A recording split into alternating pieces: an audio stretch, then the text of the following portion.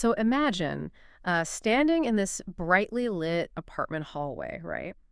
You're looking into the eyes of the person you've loved for years. Right, yeah, the one who got away. Exactly. Yeah. And you're finally ready to make it work. The misunderstandings are cleared up, the distance is closed, and your heart is just completely open. They're totally vulnerable. Completely. And then as tears are just streaming down their face, they look at you and say, I'm engaged to someone else. Oh, man.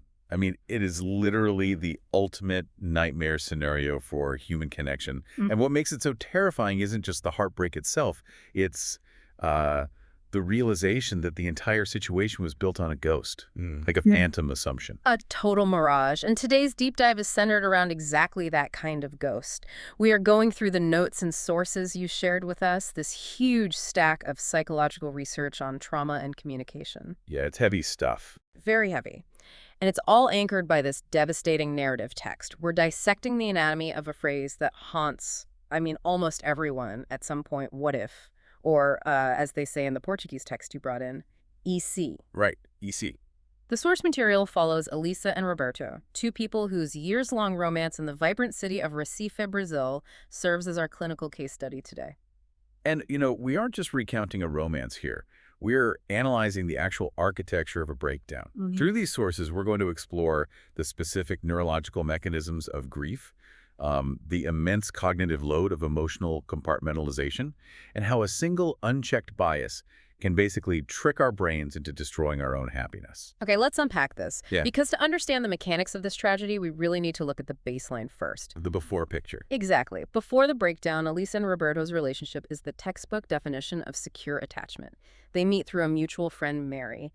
They bond over, fresh coffee on rainy afternoons in Recife. It sounds idyllic, honestly. Right.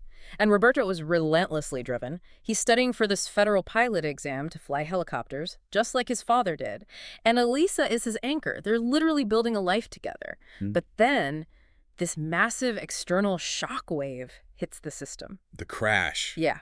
Roberto's father dies in a tragic helicopter crash. And the fallout from that is just instantaneous. We frequently assume that in times of profound tragedy, a loving partnership provides a sanctuary. You think so, yeah. Yeah, You lean on your partner. exactly. But the research in your notes highlights a very different reality for many individuals experiencing sudden trauma. Roberto completely barricades himself, both physically and emotionally. He just shuts down. Total shutdown. He locks himself in a room, eventually moves out entirely to his mother's house, and tells Elisa he feels, and I quote, nothing anymore. Reading that part of the text, it really struck me as like a technological failure. Think of Roberto's emotional capacity like a computer's hard drive. Oh, that's a good way to look at it. Right.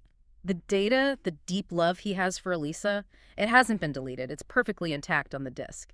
But the trauma of his father's death caused this catastrophic kernel panic in his operating system. The system is overwhelmed. Completely. The central processing unit is running at like 100% capacity, just trying to keep the biological machine alive. Yeah. He literally cannot allocate any RAM to process anything else. He can't process her input, and he can't generate any output. He just leaves her staring at a blank screen. A completely unresponsive screen. What's fascinating here is the underlying neuroscience of that exact shutdown you just described. Yeah. When an individual experiences an acute trauma like a sudden death, the brain's threat detection center, which is the amygdala, essentially hijacks the entire nervous system. Hijacks it how? Like, what actually happens? Well, the prefrontal cortex, the part of the brain that handles logic, empathy, relationship maintenance, it gets severely downregulated. It basically goes dark. What? Yeah. So Roberto's isolation isn't a conscious choice to hurt Elisa. It is a primal, biological imperative to conserve mental energy.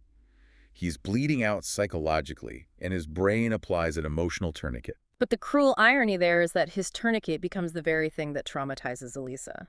Precisely. Because it's his absolute silence. Think about it. When someone you care about deeply just stops responding to you, the silence isn't neutral. No, it's deafening. It feels active. It feels like a weapon. It does. Because humans are fundamentally meaning-making machines.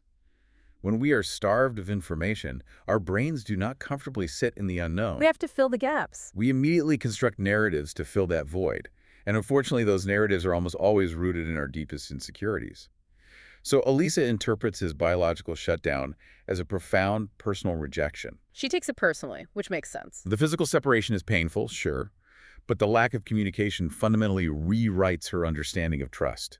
Which forces Elisa to navigate this agonizing geography of longing. She's left behind in a city that suddenly feels like a minefield of memories. Everywhere she looks, there he is. Right. And she tries to cope by burying herself in her work. She's a programmer at Porta Digital, which is in the historic Recife Antigo district. And there's this brilliant, just devastating thematic parallel in the source text here. Oh, with the coding. Yes. She spends her entire day meticulously fixing syntax errors in these complex lines of code, while her own internal logic is completely fractured. She's desperately trying to compartmentalize. She is attempting to build a firewall between her professional competence and her personal devastation. But the geography of Recife and the sheer gravity of their shared history, it makes that firewall incredibly porous. Very porous. There is this brutal collision at the Boa Viejum Square. Elisa goes to buy their favorite chocolate pie. It's this sacred Sunday tradition they used to share. Right, she's trying to hold on to some normalcy. Exactly. And she walks right into Roberto. It is agonizingly polite. He tells her to take care with the hollow detachment of, like, a bank teller. Ouch. But that personal collision is just the warm-up. The professional collision is what breaks the firewall entirely. Roberto, who has now passed his exams and is a federal pilot, arrives at Porto Digital. Of all the places. Of all places, he's there to consult on the very air control system Elisa is building. They are forced to sit across from each other in a boardroom. And the dialogue in that boardroom scene is just a masterclass in subtext. Elisa is formally presenting her project, and she mentions that her algorithm learns from its mistakes. And Roberto's response? Roberto, sitting across that polished table, just looks at her and replies, "Like life, then." Okay, let me jump in here and push back on this entirely. Look, we all have to act professional sometimes when we don't want to. Sure. But is it actually biologically possible for humans to compartmentalize to this extreme? Can you really sit 3 feet away from the person who absolutely shattered your universe, pull up a PowerPoint on data algorithms, and pretend your heart isn't beating out of your chest? It feels like fiction. It feels superhuman, right? Yeah, it really does. Well, the skepticism is completely warranted. And the short answer is no. It's not truly possible to compartmentalize completely like that. The psychological concept at play here is called emotional latency. Emotional latency. Yeah. When you force yourself to act professionally in a highly triggering emotional environment, you aren't actually turning the emotion off. You are just running it as a high-intensity background process. Like an app draining your phone battery even when the screen is locked. Exactly the mechanism. Yeah. It consumes massive amounts of cognitive bandwidth. They're both performing normalcy as a survival strategy, but the system is under incredible strain. Which explains the glitch. Yes. That's why, when Roberto says, "like life," then the entire system glitches. The mask slips for just a fraction of a second. They aren't actually discussing the algorithm's machine learning capabilities. They're talking about themselves. They are silently negotiating their own shared trauma right there in the boardroom. The compartmentalization is a mutually agreed upon illusion, and it's highly, highly volatile. And here's where it gets really interesting, because that volatility eventually reaches a flashpoint. The boardroom tension is just unsustainable. It has to break. Right. Roberto ends up visiting Elisa's apartment. They open a bottle of Cunta de Morgado wine, the firewall completely collapses, and they spend a deeply passionate night together. This feels like the triumphant reunion the story has been building toward. It does. You think, finally, they figured it out. But notice the mechanics of the reconciliation here. They are terrified of breaking the system again. They agree to take things extremely slowly. Very cautiously. Roberto has to return to his military base in Brasilia, but he promises to request a transfer back to Recife so they can rebuild properly. And he leaves her his copy of The Little Prince with a handwritten note asking for her time. Asking for time. It is a delicate, fragile bridge being built over a massive canyon of unhealed trauma. And then the wind just blows the bridge down, the long-distance strain kicks in, Roberto's transfer request is denied, and then the fatal error, he goes completely dark. Just total silence. No calls, no texts, nothing for a week. Now, objectively, the text reveals he was placed on a highly classified, secret military mission. You couldn't have contacted her even if you wanted to. He literally could not, but for Elisa, isolated in Recife, staring at a silent phone, this isn't just a week of no contact. This is an active replay of her worst nightmare. This is a textbook trigger response. Yeah. The past is aggressively overlapping with the present. The brain, it doesn't really distinguish between the trauma of the past and the stress of the present when the stimuli are identical. But it feels exactly the same to her body. Exactly. The stimulus Roberto's sudden silence instantly transports Elisa back to the agonizing months of abandonment after his father's death. She isn't reacting to a busy boyfriend. She's reacting to an existential threat to her emotional survival. So she panics. Seeking any form of control in a spiraling situation, Elisa arranges a professional transfer to the company's branch in Brasilia. She's gone rogue. Total rogue. She intends to surprise him, to force the issue, to just get eyes on the situation. She flies across the country, takes a car to his quiet, tree-lined street, and we hit the absolute climax of the deep dive. A breaking point. She sees Roberto outside, but he isn't alone. He is hugging a woman. The woman is holding a baby, and Roberto is smiling. This bright, genuine, unburdened smile. Oh, man. Elisa sits in that car completely shattered. She assumes the ultimate betrayal. He has a secret family, a double life. She hides, goes straight back to her hotel, and immediately requests the transfer to the company's Lisbon branch in Portugal. She decides to flee the continent. She doesn't just flee, she executes a total unilateral severance without a single verifying question. It's astonishing to read. But if we go back to our earlier tech metaphor, it's like she's using a profoundly broken search engine. How do you mean? Think about it. Elisa essentially typed the query, "Roberto abandoning me," into her brain's search bar. When she looked out that car window and saw an ambiguous visual, a man, a woman, a baby, her traumatized brain didn't crawl the whole internet of possibilities. It didn't look for alternative explanation. Exactly. It completely ignored search results like it's his sister or it's a neighbor. It only fed her the one result that perfectly matched her broken query. He has a secret family, and he played you. Wow. She didn't verify the facts because the search engine algorithm told her this was a 100% match. The search engine metaphor brilliantly captures the output. But if we look at the hardware level of the brain, this raises an important question.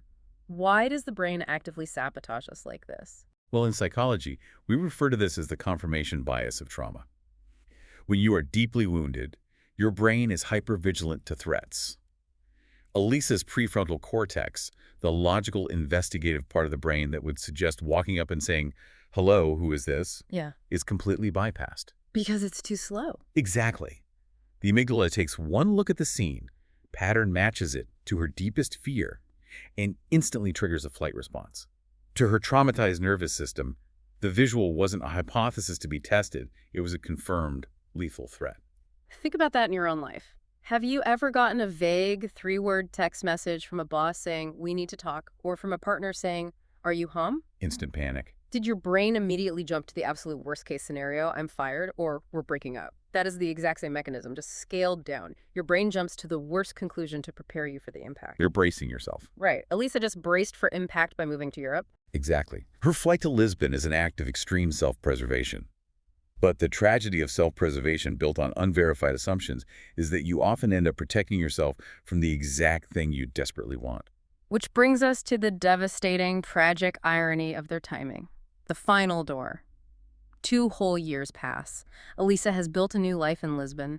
She returns to Asif for a brief visit and sits down for lunch with Mary, The friend who introduced them. the friend who started it all. And Mary, completely innocently, asks Elisa the question, "Why did you and Roberto ever break up?"